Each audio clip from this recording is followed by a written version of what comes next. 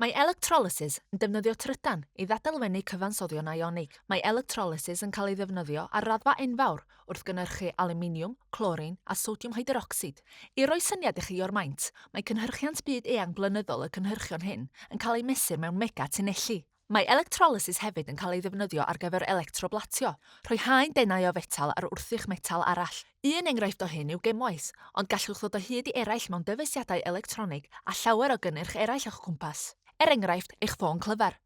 Yn y fideo hwn, byddwn ymchwilio i electrolysis hydoddiannau dyfrllyd. Byddwn yn archwilio'r broses gyda hydoddiant copr sylffad. Byddwn yn dysgu sut i ragweld beth fydd yn ffurfio ym mhob electrod, gan ddefnyddio'r gyfres adweithedd. A byddwn nhw'n disgrifio pob adwaith fel ocsidio neu rhydweitho. Byddwn yn defnyddio hydoddiannau niweidiol yn yr arbrawf hwn, felly mae rhaid gwisgo cyfarpar amddiffyn o llygaid. Yn yr arbrawf hwn, rydw i'n mynd i electroleiddio hydoddiant copr sylffad dyfrllyd. Dyma'r electrolyte. Byddaf yn defnyddio electrodau anadweithiol wedi'w gwneud o garbon. Bydd yr electrodau solet hyn yn dargludo'r cerins trydanol. Rhaid i'r electrodau fod yn anadweithiol, fel nad ydynt yn adweithio ar hydoddiant. Rhaid i mi hefyd wneud yn siŵr nad yw'r electrodau'n cyffwrdd, felly rydw i'n defnyddio daliwr. Rydw i'n mynd i gysylltu â cherins union, neu DC, gan fy mod i eisiau'r cerins lifo i un cyfeiriad yn unig. Rydw i yn awr yn gallu cysylltu'r derfynell bositif i un electrod, a'r derfynell negatif i'r electrod arall, i gwblhau'r gylched. Yn awr, byddaf yn troi'r cyflenwad pŵer ymlaen, ac rydw i wedi ei osod ar 6 volt DC. Ar ôl gwneud hynny, mae'n amser ar sylwi. Beth allwch chi ei weld? Ar yr electrod negatif, rydym yn gallu gweld solid brown yn ymddangos. Ar yr electrod positif, rydym yn gallu gweld swigod yn ymddangos. I ddeall beth sy'n digwydd yn yr electrodau, mae angen i ni feddwl am yr hyn sydd yn y beaker mewn gwirionedd. Cyfansoddyn ionig yw copr sylffad, felly mae'n cynnwys ionau. Cofiwch, mewn hydoddiant dyfrllyd, dŵr yw'r hydoddydd, ac mae ionau ynddo hefyd.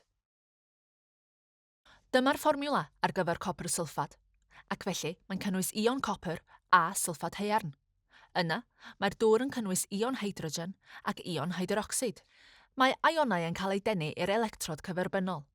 Felly bydd yr ionau sylffad negatif a'r ionau hydroxid negatif yn cael eu denu at yr electrod positif. Ac mae'r ionau copr a hydrogen yn bositif, a byddant yn cael eu denu at yr electrod negatif. Dim ond un o'r ionau hyn fydd yn adweithio wrth bob electrod. Mae'r arsylwadau rydym wedi ei gwneud yn ein helpu ni i weld pa un o'r ddau ion sy'n adweithio. Ar yr electrod negatif, gwelsom solid brown, nid nwy, felly gallwn ddiddwytho mae'r ion copr yw'r un o adweithiodd. Mae rheol syml y gallwn ei defnyddio i ganfon pa ion positif fydd yn adweithio yn yr electrod negatif. Mae angen i ni edrych ar y gyfres adweithedd. Os yw'r metal yn yr hydoddiant dyfrllyd yn llai adweithiol na hydrogen, yna bydd yr ion metal hwnnw yn adweithio wrth yr electrod, a bydd y metal solet yn ymddangos. Os yw'r metal yn fwy adweithiol na hydrogen, bydd yn aros yn y hydoddiant, a bydd y ion hydrogen yn adweithio wrth yr electrod, a byddem yn gweld nwy hydrogen yn ffurfio. Mae hyn yn esbonio pam rydym yn gallu gweld copr yn gwrchuddio'r electrod negatif. Mae copr yn llai adweithiol na hydrogen, felly'r ion sy'n adweithio. Ar y sgrin, gallwch weld hanner hafaliad i gynhyrchioli hyn. Mae'r ion copr yn ennill 2 electron i ffurfio atom copr. Yn awr, gadwch i ni edrych ar yr hyn sydd yn digwydd yn yr electrod positif. Mae 2 ion negatif wedi cael eu denu at yr electrod positif hwn. Yr ion sylffad a'r ion hydroxid. Pe byddem yn casglu'r swigod ac yn profi'r nwy gyda splint blaen gloiw, byddai'n ailoleuo, gan dweud wrthym mae ocsigen oedd o. Fel ein bod ni'n gwybod mae ion hydroxid sy'n adweithio. Unwaith eto, mae rheol syml i'w dilyn i weld pa ion fydd yn adweithio yn yr electrod positif. Os oes ion halid o halogen yn bresennol, clorid, bromid neu iodid, yna bydd hwn yn adweithio yn yr electrod positif i ffurfio nwy clorin, bromin neu iodin. Os nad oes halogen, neu os mae dim ond crynodiad gwan iawn sy'n bresennol, yna y byddwch yn cael ocsigen. Mae'r ocsigen yn cael ei ffurfio o adwaith yr ion hydroxid o'r dŵr.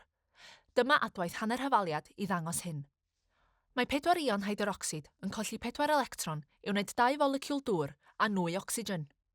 Gallwn hefyd ddisgrifio'r adweithiau hyn gan ddefnyddio ocsidio a rhydweitho. Ydych chi'n cofio dysgu oil rig i'ch helpu i gofio beth sy'n digwydd i'r electronau yn ystod yr ocsidio a rhydweitho? Mae ocsidio yn golygu colli electronau, a rhydweitho yn golygu cynnydd mewn electronau? Gadewch ni edrych eto ar yr hafaliadau ar yr electrodau i weld ble mae ocsidio a rhydweithio'n digwydd. Gallwn weld bod y copr wedi ennill electronau, mae sylwedd sy'n ennill electronau wedi rhydweithio. Felly, mae rhydweithiad wedi digwydd.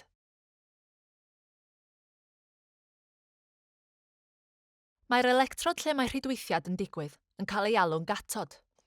Ar yr electrod positif, gallwn weld bod yr ion hydroxyd wedi colli electronau. Mae sylwedd sy'n colli electronau yn un wedi ei ocsidio. Mae ocsidiad wedi digwydd. Mae'r electrod lle mae ocsidio'n digwydd yn cael ei alw'n anod.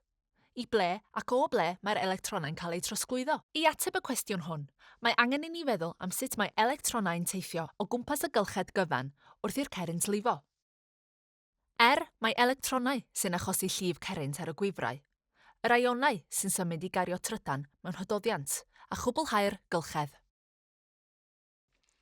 Rydym eisoes wedi cwrdd â'r electronau yn yr electrodau yn yr hanner hefaliadau. Cofiwch, yn yr electrod positif, neu'r anod, mae ionau negatif yn colli electronau ac yn cael eu hocsidio. Ar yr electrod negatif, neu'r catod, mae ionau positif yn ennill electronau i greu eu rhydwytho. Drwy ymchwilio i electrolysis hydoddiant copr sylffad yn fanwl, rydym bellach wedi dysgu rhai rheolau syml ar gyfer sut i ganfon beth sy'n cael ei gynhyrchu ar yr electrodau positif a negatif. Erbyn hyn, dylech hefyd allu ysgrifennu hanner hafaliadau ar gyfer yr adweithiau hyn, a gallu gwybod sut i gyfrifo pa ion sydd wedi cael ei rwydweithio a pha un sydd wedi cael ei ocsidio. Defnyddiwch yr egwyddorion hyn i sefydlu arbrawf sy'n ymchwilio i electrolysis sylweddau ionig eraill.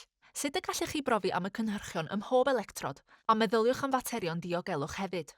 Diolch am wylio, a gobeithio y gwnewch chi fwynhau eich arbrofion. Ysbrydoli eich addysg a'ch dysgu.